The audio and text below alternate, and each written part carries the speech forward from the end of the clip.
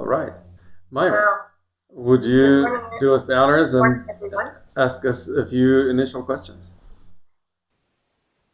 I got the program Harmonious Strength Training, and so it's for building strength and our endurance. But I'm also wondering about reversing muscle mass. I'm 63 years old now, so in the last few years, I noticed, especially in my arms and in the top of my legs, losing muscle mass there. And so will that happen as well with this program? You will not lose any more muscle mass with this program. You will Uh-huh. actually gain some. Yeah. The Well, that's what I'm wondering. Yeah. Yes, so you are not going to bulk up like you a bodybuilder, but you No. definitely will develop a greater strength. And also, one of the reasons why we lose muscle mass as we grow older is that there is a certain type of hormone that triggers muscle growth. And basically, we start losing some of the hormones that trigger muscle growth as we grow older. However, there is an immediate and very easy way to boost those hormones. How do we boost them? We exercise. Exercise is the number one way to boost the production of the hormones that are responsible for triggering muscle growth. It's not something that it even happens because we break muscles down and then experience hypertrophy, such as in bodybuilding. It's basically because we simply engage the body in activity, and active lifestyle allows us to mitigate muscle loss. And that basically is the simplest and most elegant way to deal with that issue of muscle mass loss. Is there certain supplements that would sort of help to make the muscles grow faster or something like that? Like one nutritionist. Yes, there are certain nutritional supplements, glutamine, obviously, first and foremost, enough protein in your diet. It does matter.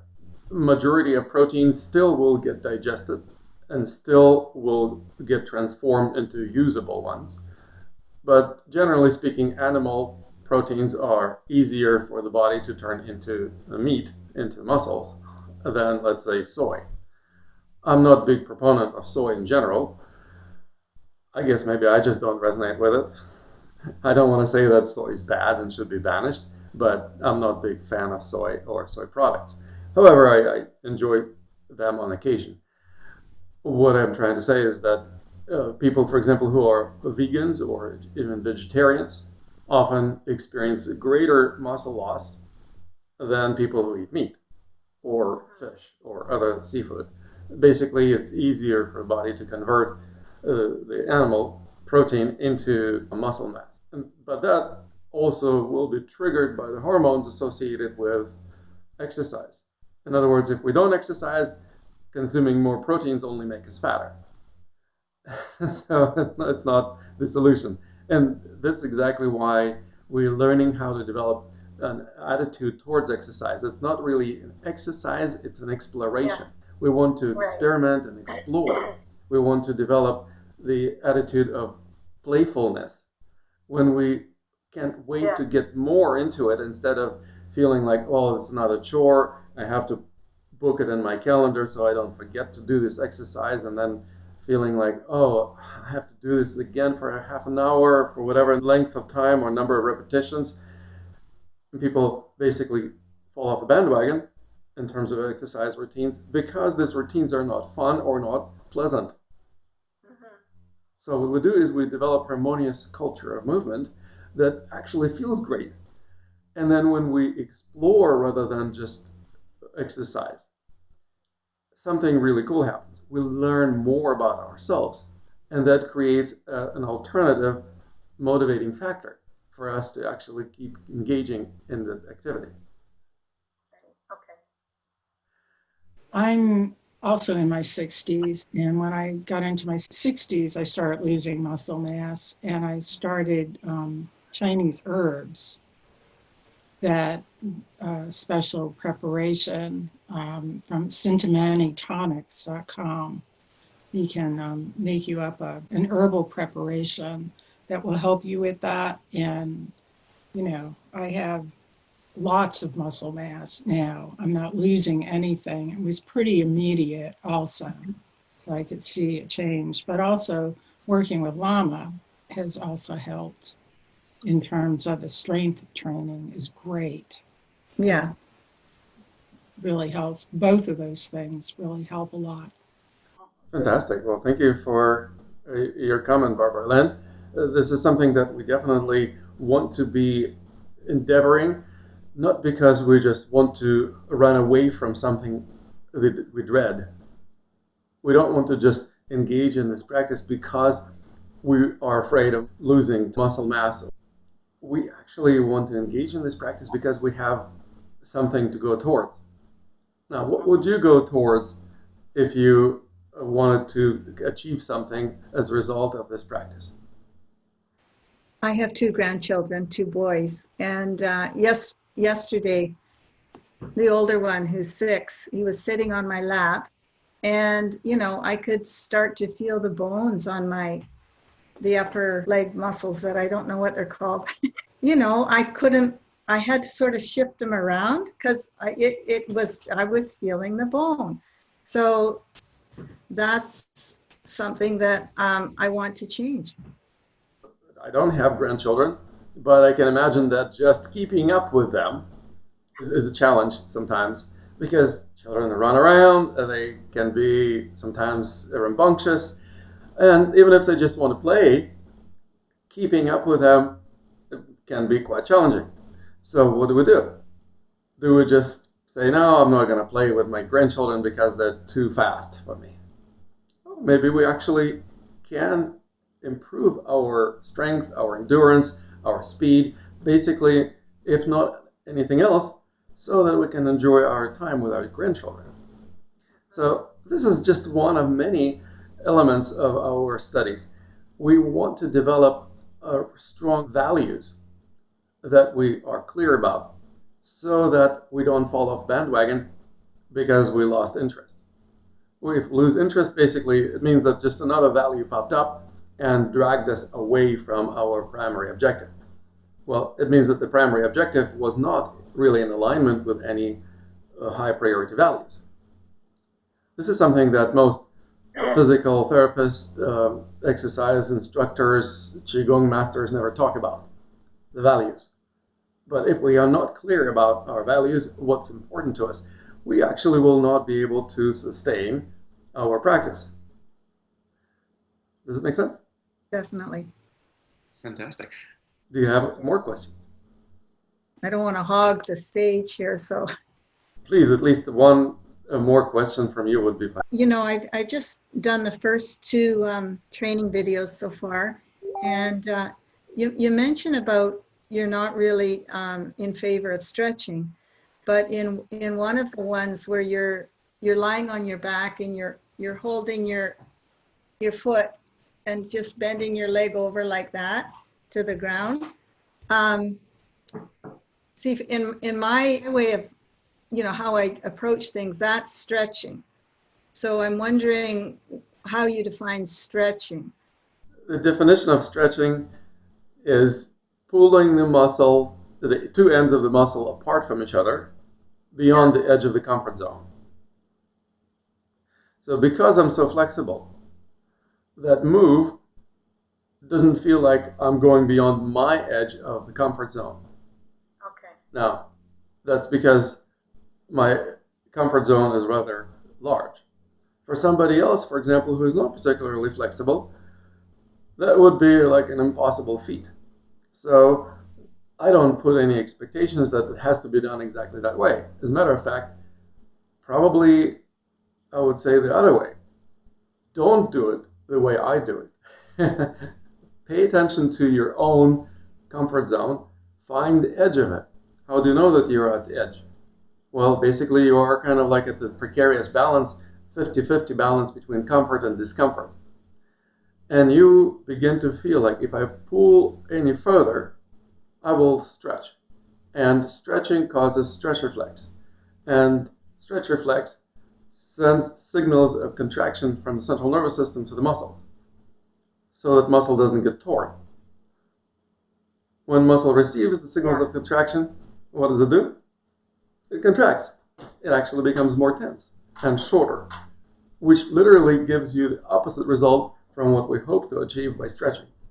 So basically, from a physiological point of view, it makes no sense to stretch beyond the edge of the comfort zone. But we do go to the edge of the comfort zone. That's what we call exploration of flexibility. Okay. So there's this fine line between exploration of flexibility when we do explore our full range of motion. And when we get to the edge of the comfort zone, we exercise mindfulness. Mindfulness is a big buzzword these days, but what does it mean? Well, it means that you're paying attention. You are being mindful. Mindful of what? Well, in this case, mindful of the edge of your comfort zone, so you don't push yourself over the edge and don't cause yourself any grief. If you exercise this type of mindfulness, it becomes an embodied mindfulness. You literally begin to walk the talk that a lot of mindfulness teachers like to talk about, but we actually are embodying it, not just talking about it. And when you embody it, you get the immediate benefit. You don't overstretch. You don't cause yourself stretch reflex, and as a result, you become more flexible, not quickly. You become flexible organically, because the more time you explore the edge of the comfort zone, the more you get used to being at the edge of the comfort zone. So in other words, you get comfortable there, thereby expanding your comfort zone.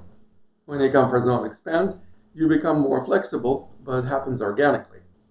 Not because you stretch, but because you become more comfortable at the greater number of places. And so that basically means that it's going to take a little longer, but actually will lead to guaranteed results. Okay. So it's sort of like stretching, but it's not called stretching. It's not like stretching because you're not pulling beyond the edge of the comfort zone. Okay. Sean is the yoga teacher, so he can tell a lot better what I'm just saying. I've been teaching for 10 plus years, and I can say that just prepare yourself to injure yourself a lot less. Because my experience with stretching has been that people have a tendency they have an idea of where they want to be because they kind of see other people stretching and their flexibility, so they often compare themselves to their other people, or even compare themselves to their bodies the previous day, which brings into mind, like, I need to be here, so I need to push myself, essentially. Yeah. And when you do that, you are not being mindful. You're more being inside of a thought, right? You have this thought of where I should be, and so you push yourself to that edge instead of actually exploring what's going on in the present moment. What is your body? What condition is your body in at the present moment? Right. And since I've started this, I mean, again, I've been teaching for 10 plus years. And when I started this program, I was able to actually injure myself a lot less. I felt so much better. I was able to explore much more movement and have much more of an idea of my own body movement and range of motion, instead of just constantly thinking, well, this is the way the posture should look. If we're talking in yoga terms, we're talking in terms of postures. This is the way it looks, and this is the way it's supposed to be. This is the way Lama does it, so I need to look like him. But it's not. That's not the case. We're not comparing ourselves to shapes or anything like that. Or no, I get that. I get that.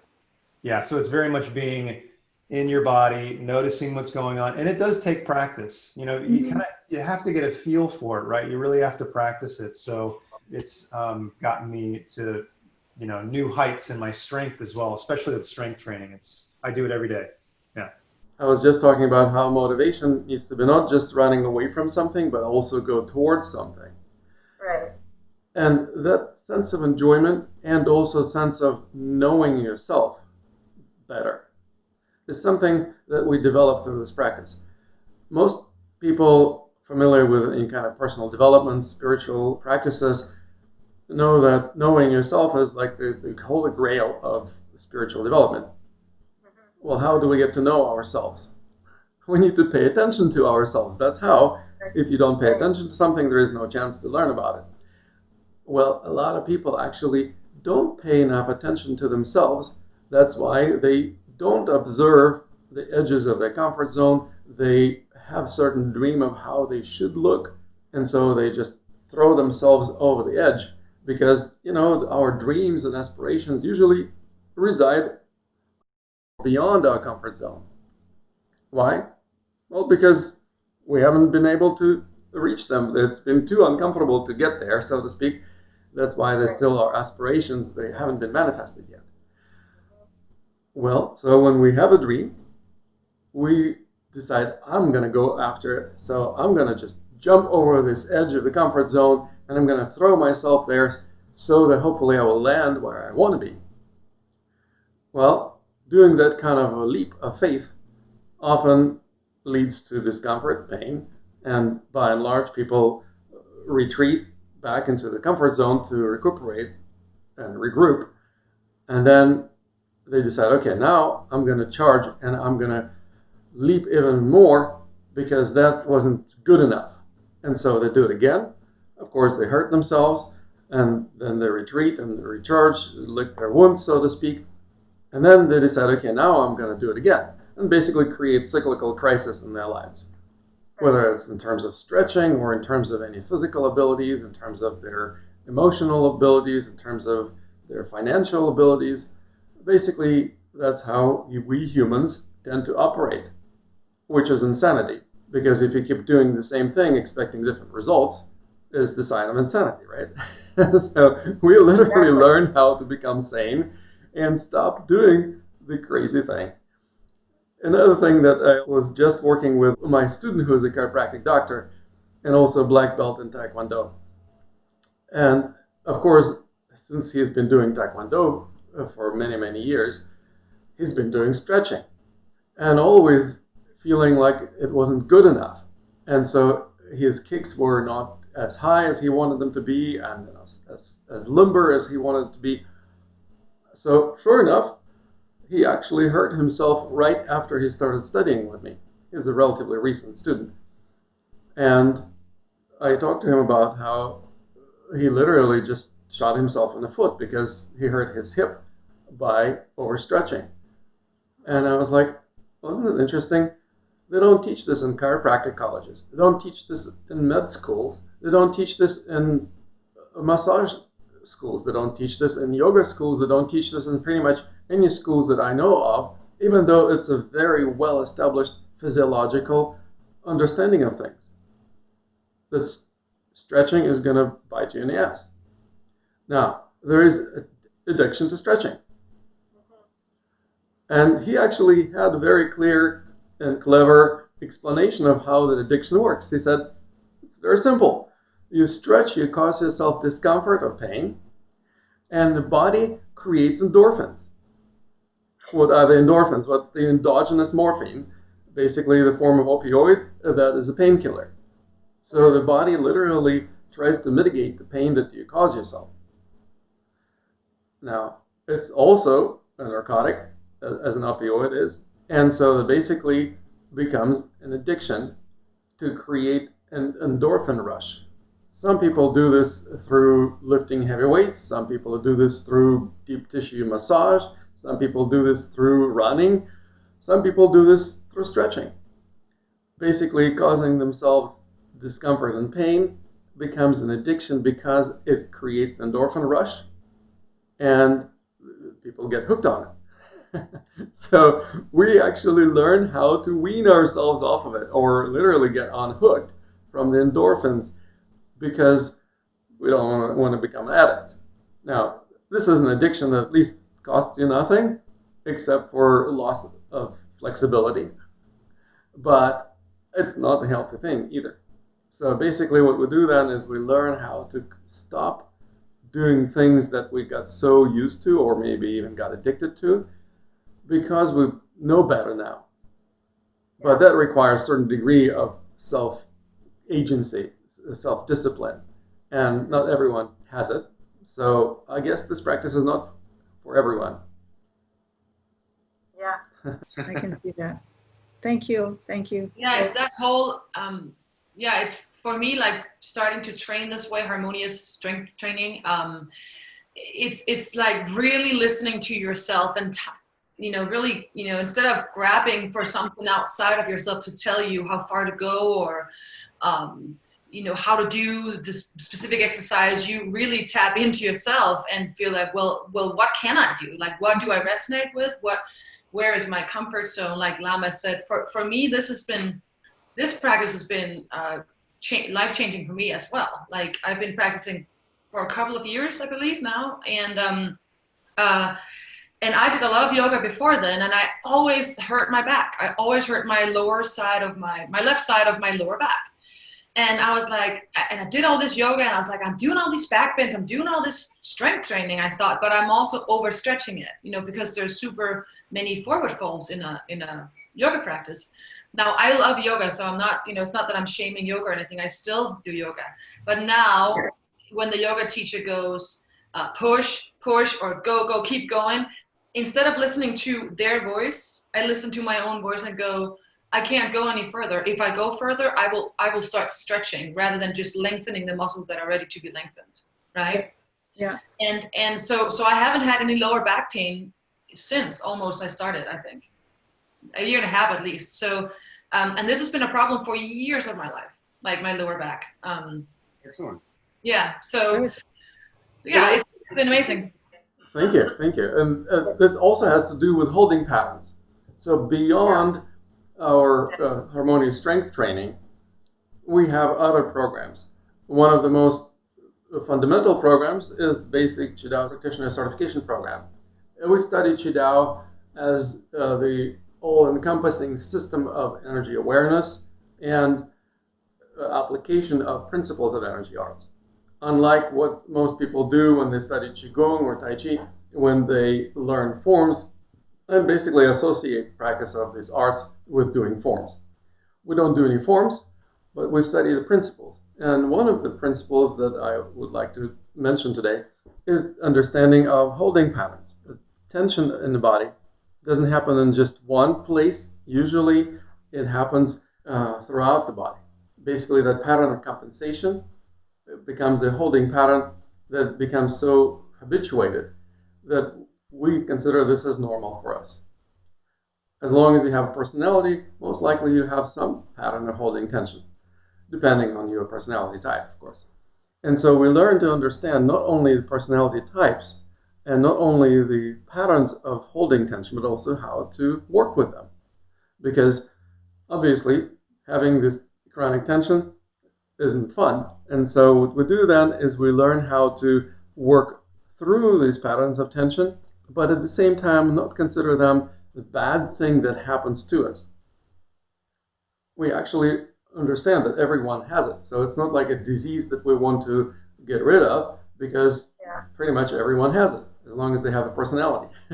So what we do then, we learn how to work with holding patterns and use them when necessary. Because we realize that under some circumstances, these holding patterns actually serve us, maybe even served as a survival mechanism. So we survived, now we're here, but it works under some circumstances, but not under all circumstances.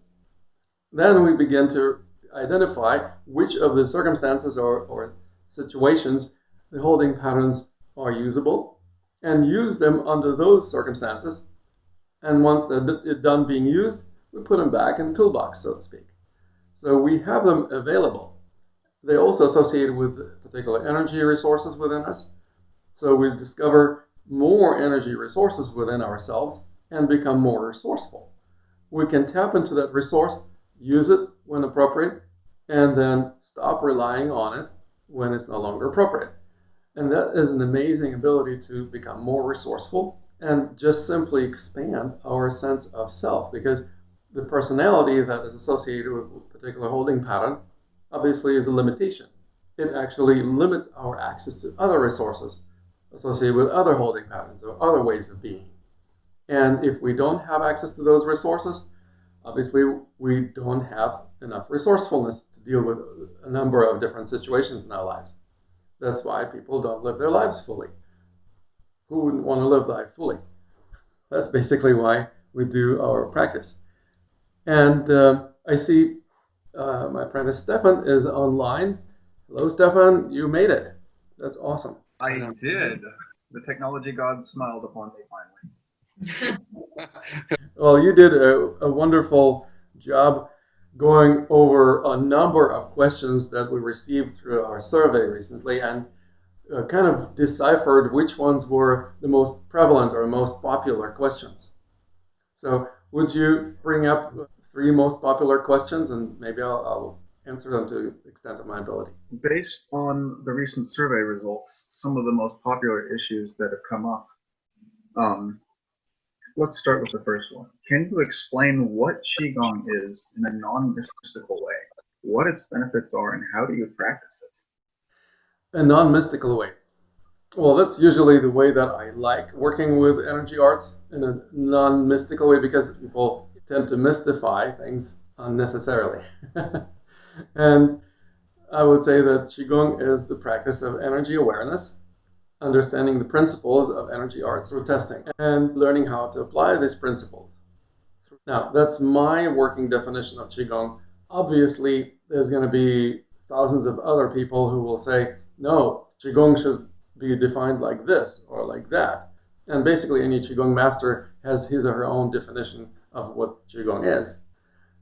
My working definition is what I just mentioned, that it's the exploration of principles of energy awareness, learning how to apply them through testing. If we don't test, our applications are going to be willy-nilly, and also our level of trust in these principles is going to be limited, because we will be relying on faith instead of practice. So basically, the way that I approach the practice of energy arts is that it's evidence-based. We test something, we see particular results coming through over and over again. We also experiment with different people so that we see that it's not just idiosyncratic to us. It may be more universal. If we discover that there is a certain universal principle, we, in a sense, reinvented the wheel, because obviously there were plenty of other people who have done this work before. But you will never forget how the wheel works once you reinvented it. And that's the beautiful thing, because that means you will be able to continuously apply it in your life. You will not forget it. You will not just cast it aside. And in terms of benefits, well, the benefits of Qigong are plenty. And I would start, first of all, with a better physical body alignment. Most people tend to struggle against gravity because they're out of alignment. When you struggle against gravity, you waste a lot of energy. And I've never seen anyone win in this struggle. So you basically learn how to stop struggling against the power of Mother Earth. And as you develop better body alignment, you learn how to use the bone structure of the body, the skeleton, in a way that your weight is distributed on the skeleton so that the muscles can relax. Now, when the muscles relax, something really awesome happens. First of all, tense muscles create energy blockages, which block the flow of life force in your body, causing all kinds of health issues. When you no longer block them, you address the root cause, or one of the root causes of health issues. Number 2, you become more energetic because there's greater flow to rely on, and you're not wasting your energy on struggling against gravity. Another thing that also happens is that you feel less tension and pain, and also less limitations in terms of range of motion. So you become more flexible and more physically capable. Well, who wouldn't want that? And another thing that also happens is that you are capable of feeling the subtle energy flows when you're relaxed. Because when you're tense, you're not feeling any energy flow. You're busy struggling. You're busy resisting the flow, in a sense. Because most of those holding patterns I was just talking about are essentially physical manifestations of unconscious strategies for struggling against the flow. And so what we do is we learn how to let go of these unconscious strategies also, which is a very important mental and spiritual component of our practice. As we let go of these unconscious strategies dedicated to struggling against the flow, we become more in the flow. And what does it feel like to be more in the flow of Qi, more in the flow of life, more in the flow of things in the universe? Well, you stop struggling against the flow of things. People who struggle against the flow of things, by and large, suffer and don't live long. People who learn how to stop struggling actually enjoy greater vitality, greater well-being, and higher quality of life. Well, that essentially is the primary objective, at least for most people, why they learn Qigong or they want to practice Qigong. They want to improve quality of life. One of the other really prominent issues is that people seem to not be able to find time for Qigong. So how can a person make time for Qigong in a daily life with a busy schedule? For example, after the pandemic ends and things return to somewhat closer to normal, how can a person find time for Qigong in their life? Well, first, let's celebrate that we have more time now. So let's take advantage of the fact that most of us, unless we are licensed health professionals or essential workers, we actually have more time on our hands. Well, let's actually put this time to good use. Let's not waste it. Secondly, even as we transition to the post-coronavirus way of life, it's probably going to be still a gradual transition, so we still can and should take advantage of the habits that we develop during this point in time. Because habits essentially become traits of your character. And when you develop character based on the habits that you consciously create, you actually start forging a new destiny. So by doing simple things during the time when we actually have some time on our hands, we can forge a new destiny. Become captain of our own ships, so to speak.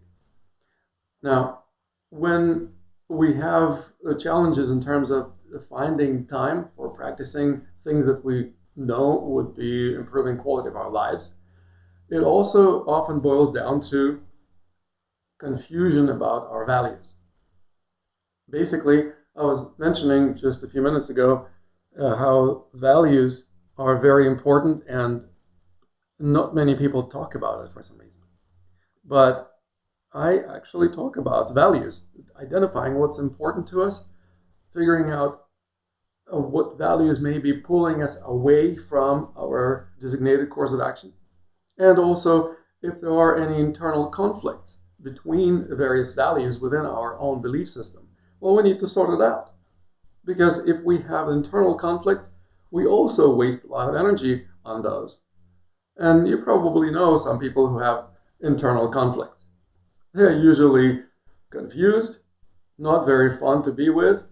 Often they change their minds many times a second, and also procrastinate. They cannot make up their minds because they're just being pulled in different directions. And they sometimes tell you, literally, I feel like I'm falling apart. Why are you falling apart? Well, because you actually have this forces pulling you apart. That's why. So what do? We reprioritize our values, or we reevaluate the values, something that most people never do in their lives.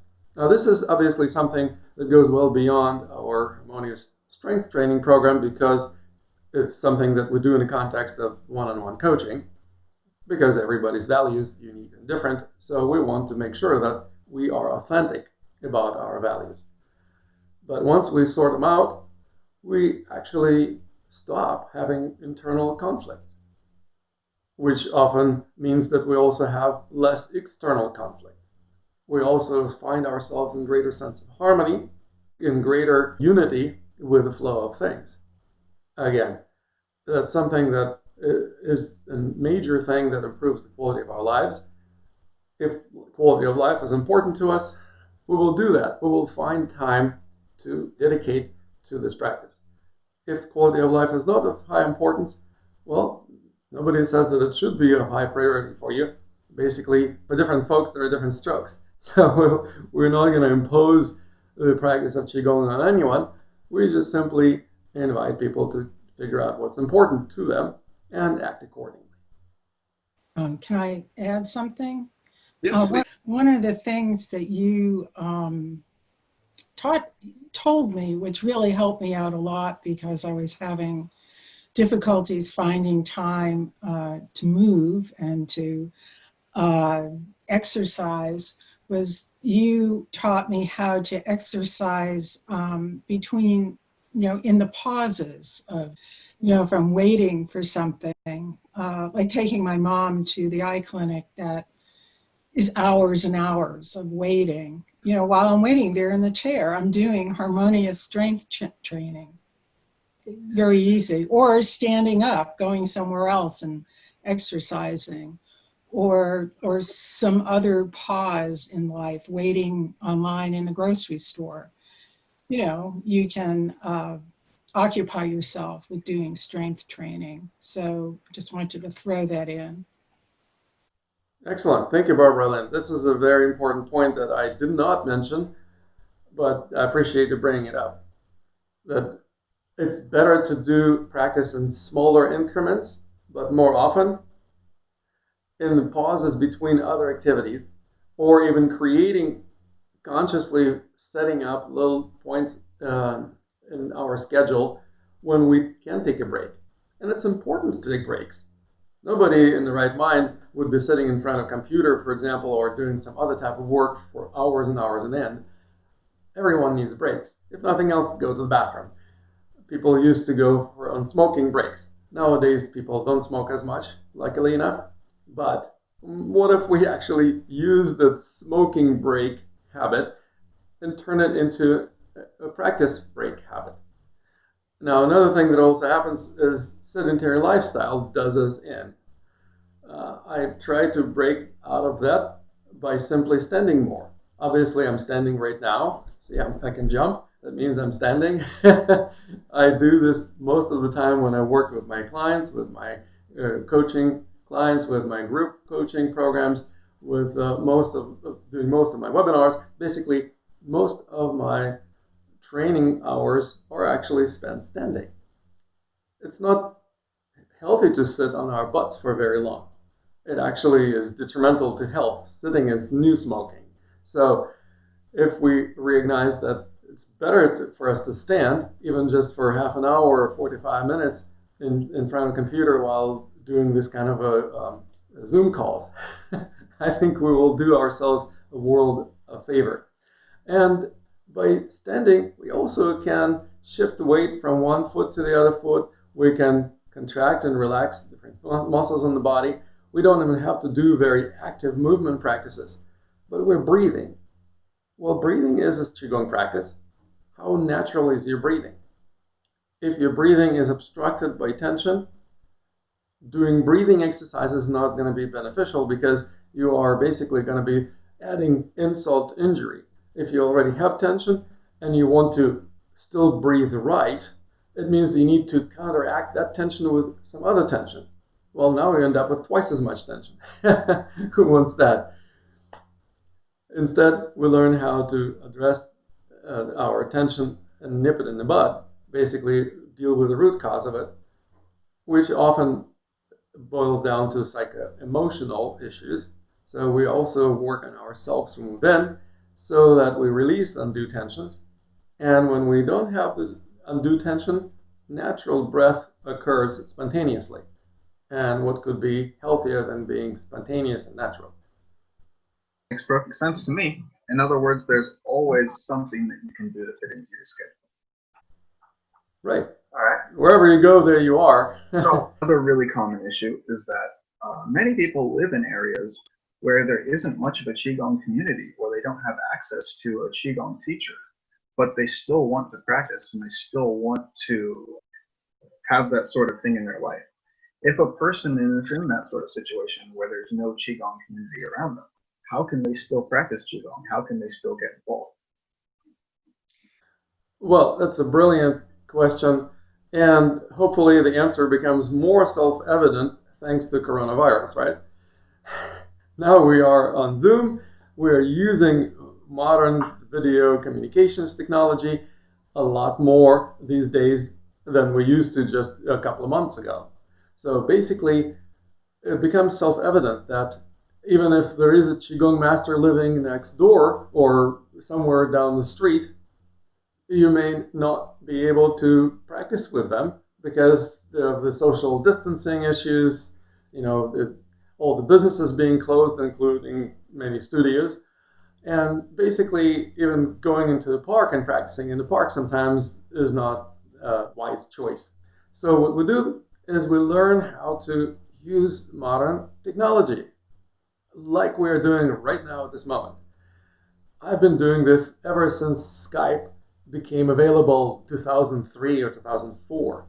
And in 2006, I moved to a little tropical island that basically was 7,000 miles away from all my students and clients. And I had to figure out how to continue working with them from the distance. Well, luckily enough, video communication became more prevalent at that time, and I started doing that.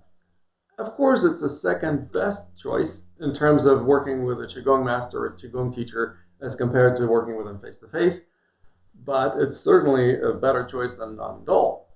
So that's essentially my answer to this question.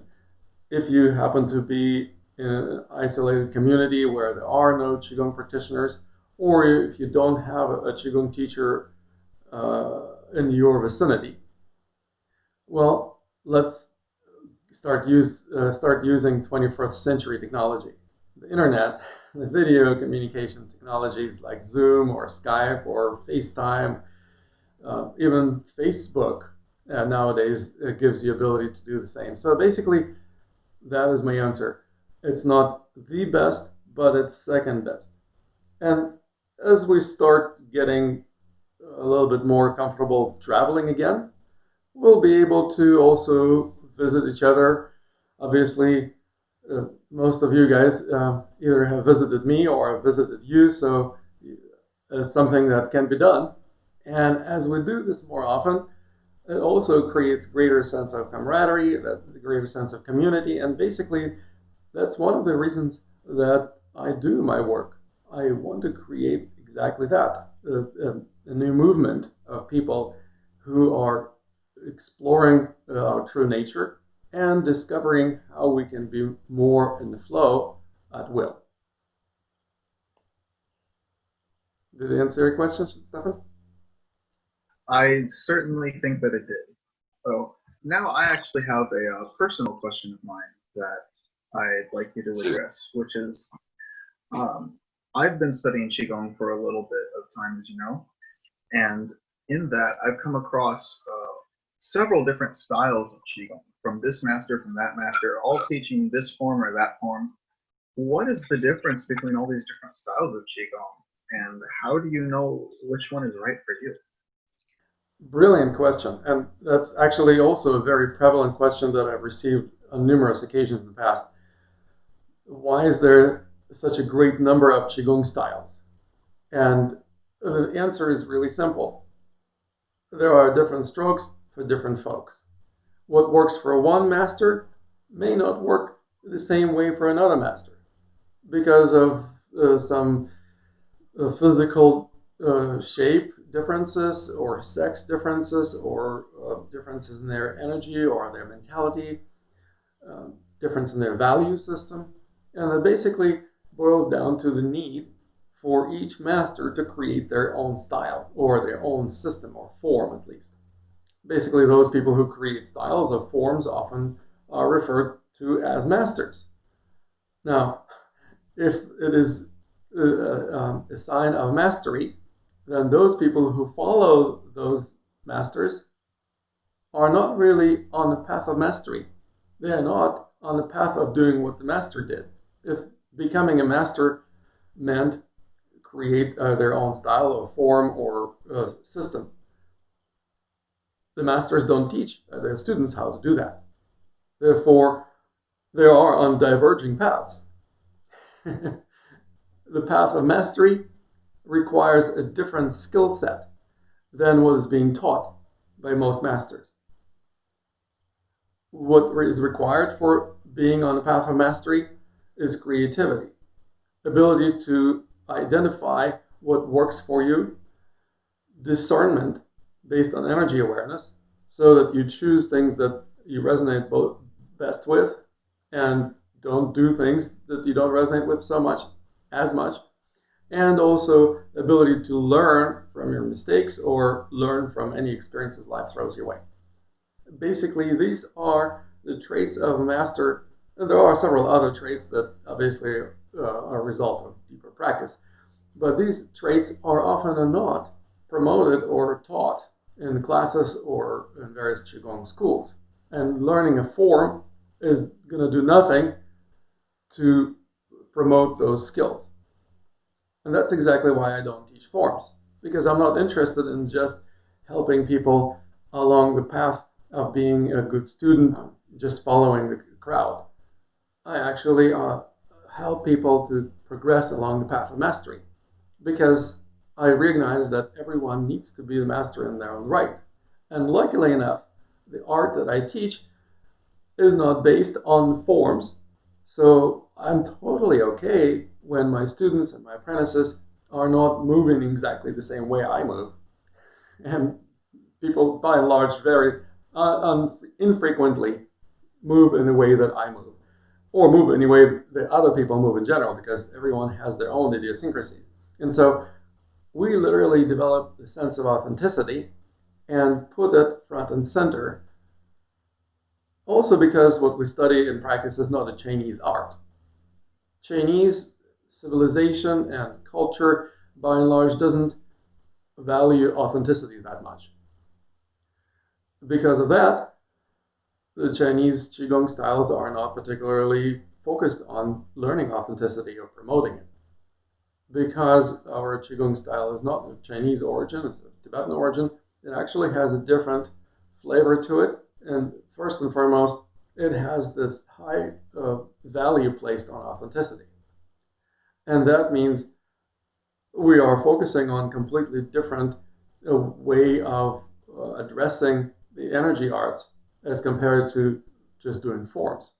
That's why those people who do various forms, they cannot really figure out when to use one form or another, because they're not focusing on identifying the energetic resonance when this particular form potentially could work for me. Because sometimes it may actually be helpful. I don't want to say that forms are bad and just should be banished. It would be throwing baby with bathwater. They just like holding patterns. Forms can be helpful under some circumstances. There may be rare circumstances. There may be circumstances that may not even happen in your life at all. But if they do happen and you're prepared for that, well, congratulations, you're ready for it. However, it's important to develop the sense of energy awareness that allows you to tell whether or not this particular practice or this particular technique, as opposed to that practice or that technique, gives you the desired results. So we're not just doing the practice because we don't have anything else to do. We want to achieve something out of it. In order to get something out of it, we actually need to know what leads us down that path. And that, unfortunately, is not possible if we're just practicing by following forms. So basically, again, we learn how to practice arts in a sane way and live our lives in the sane way, rather than just teaching Qigong style. I practice and teach Qigong lifestyle.